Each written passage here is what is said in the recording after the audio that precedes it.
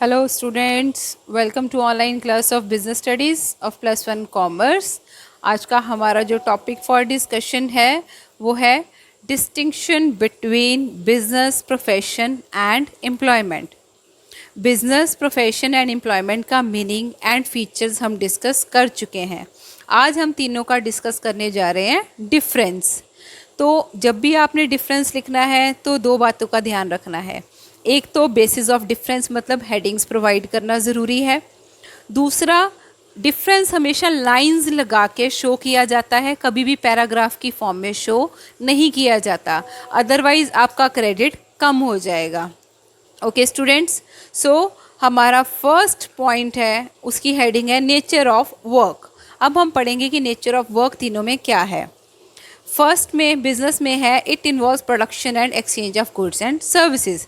Business में production की जाती है और सामान को बना के आगे बेचा जाता है, गुड्स भी बेचे जाते हैं और सर्विसेज भी। प्रोफेशन में क्या होता है, हम जिस चीज़ के स्पेशलिस्ट होते हैं उस चीज़ की सर्विसेज प्रोवाइड करते हैं। एम्प्लॉयमेंट में किस तरह का काम किया जाता है, वो वाला काम किया जाता है जो एम्प्लॉयर एम्प्लॉय को देता है करने के लिए। सेकेंड पॉइंट है क्वालिफिकेशंस। बिजनेस करने के लिए कोई फिक्स क्वालिफिकेशन नहीं है। प्रोफेशन में specialised qualification prescribed for the profession will be required.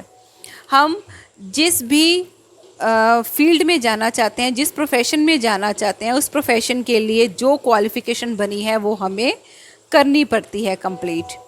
Then है एम्प्लॉयमेंट में डिपेंड करता है कि हम किस तरह का काम करने जा रहे हैं, उसी तरह की हमें क्वालिफिकेशन चाहिए होती है। थर्ड पॉइंट है डिफरेंस का इस्टेब्लिशमेंट।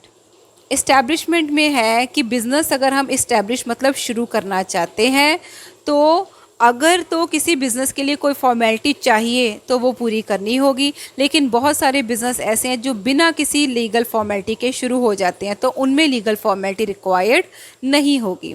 प्रोफेशन को इस्टेब्लिश करने के लिए हमें प्रोफेशनल बॉडी का मेंबर बन के वहाँ से उसकी क्वालिफिकेशन को हासिल करना पड़ेगा। देन एम्प्लॉयमेंट में appointment will be sufficient to take up the job. Employment हमारी इस्टेब्लिश उस दिन हो जाती है जिस दिन हम जॉब कर लेते हैं, जॉब ज्वाइन कर लेते हैं। Fourth point is investment. Investments are needed as per the nature and scale of operation. जिस तरह का बिजनेस हम करने जा रहे हैं और जिस लेवल पे बिजनेस करने जा रहे हैं उस हिसाब से हमें पैसा चाहिए होगा बिजनेस में लगाने के लिए। लार्ज स्केल बिजनेस तो large amount of money, small scale business तो small amount of money. So next है प्रोफेशन में हमें सिर्फ अपना ऑफिस सेटअप करने के लिए पैसा खर्च करना पड़ता है, इसके अलावा हमारा कोई खर्चा नहीं है। वो हमारे ऊपर है कि हम कितना वेल फर्निश्ड ऑफिस डेवलप करते हैं। Next is no investment is required in case of employment के केस में हमारा कोई पैसा इन्वेस्ट मतलब एम्प्लॉय का कोई पैसा इन्वेस्ट नहीं होता। देन है रिवॉर्ड। बिजनेसमैन को जो रिवॉर्ड मिलता है, जो रिटर्न मिलती है, वो है प्रॉफिट्स। प्रोफेशनल को जो बदले में मिलता है सर्विसेज प्रोवाइड करने के बदले में, वो है फीस। और एम्प्लॉयमेंट में जो एम्प्लॉयमेंट करता है उसको मिलती हैं सैलरी और वेजेस। देन है रिस्क। बिजनेस में रिस्क बहुत ज़्यादा है, प्रोफेशन में रिस्क लिमिटेड है और एम्प्लॉयमेंट में कोई रिस्क नहीं होता। Next point is code of conduct.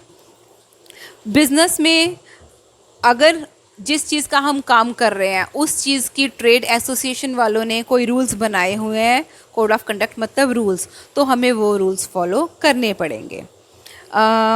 Profession के केस में हम जो प्रोफेशनल बॉडी ज्वाइन करते हैं हमें उसके कोड ऑफ कंडक्ट फॉलो करने पड़ते हैं। और एम्प्लॉयमेंट में जिस चीज़ की हम जॉब कर रहे हैं उस जॉब के रिलेटेड सारे रूल्स एंड रेगुलेशंस हमें फॉलो करने पड़ते हैं। Next point is motive. Business का मोटिव होता है प्रॉफिट कमाना, प्रोफेशन का मोटिव होता है सर्विसेज प्रोवाइड करना और बदले में फ़ीस चार्ज कर लेना। एम्प्लॉयमेंट का मोटिव होता है अर्निंग ऑफ सैलरी और वेजेस। सैलरी उनको मिलती है जो ऑफिशियल जॉब ज्वाइन करते हैं और वेजेस उनको मिलती हैं जो लेबर वर्क ज्वाइन करते हैं। Last point is transfer of interest. Transfer possible with some formality, businessman अपना बिजनेस किसी और के नाम पे थोड़ी सी कार्रवाई करके ट्रांसफ़र कर सकता है, लेकिन प्रोफेशन के केस में ट्रांसफरेबिलिटी पॉसिबल नहीं है। मान लो कोई डॉक्टर है, तो वो ऐसा नहीं हो सकता वो कहे कि मेरे मरने के बाद मेरा ये ओहदा मेरे बेटे को प्रोवाइड किया जाए। नो, ये ओहदा उसी को मिल सकता है जो उस क्वालिफ़िकेशन को हासिल कर लेगा। ये ऐसे ट्रांसफरेबल नहीं है कि मैं मर गई तो मेरी सारी डिग्रीज़ मेरे बच्चे के नाम पे ट्रांसफ़र हो जाएंगी। नो, मेरे बच्चे को अपनी डिग्रीज़ खुद हासिल करनी पड़ेंगी, तभी वो मेरे फील्ड में जा सकता है। देन है एम्प्लॉयमेंट। एम्प्लॉयमेंट के केस में भी ऐसा ही है कि जिसकी जॉब है वही करेगा, वो जॉब आगे उसके नेक्स्ट जनरेशन को ट्रांसफ़र नहीं हो सकती। ये जॉब नेक्स्ट उसी को मिलेगी जो उस जॉब के लिए कैपेबल होगा। स्टूडेंट्स, अभी तक मैं आपसे एक लॉन्ग क्वेश्चन डिस्कस कर चुकी हूँ, वो था हमारा टाइप्स ऑफ इकोनॉमिक एक्टिविटीज़, जिसमें है बिजनेस, प्रोफेशन एंड एम्प्लॉयमेंट और उनके फीचर्स। ये सारा टॉपिक आप as a one question learn करेंगे। उसके बाद हमारा आज कवर अप हुआ है सेकंड क्वेश्चन। ये है 4 मार्क्स के अकॉर्डिंग। 4 मार्क्स के अकॉर्डिंग आपने इनके कम से कम 6 डिफरेंसेस को याद करना है। ओके स्टूडेंट्स, और अगर आपको समझने में कोई प्रॉब्लम आ रही है then you can ask me your problems any time. Okay students, that's it for today. Thank you. Have a nice day. Stay home, stay safe and continue रखिए अपनी ऑनलाइन स्टडीज़ को, ताकि ये टाइम आपका proper utilise हो सके। Thank you students.